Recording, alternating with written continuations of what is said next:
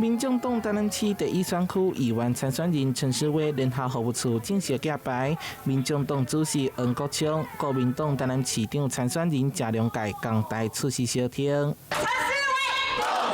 手牽手發動選，外界相當關注南部南北下進度。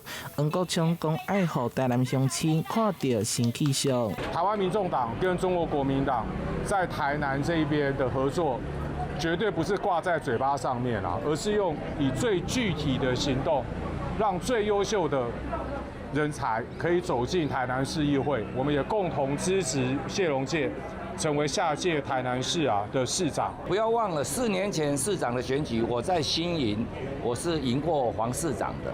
所以藍白在這個區域，我們一席一票蔡議員，一票陳思威。國民黨在第一選區原底就有2席議員，這回對6席減做5席，為此只有提名蔡耀輝競選連任，保留1席給民眾黨。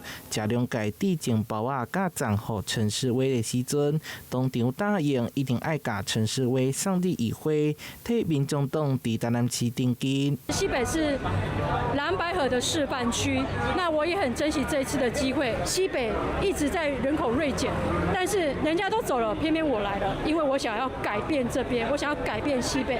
教育出身的陳時威，以對守護父親到守護溪壩為競選主軸，希望把對家人的愛變做對地方的責任，解決山區人口甲青年流失的挑戰。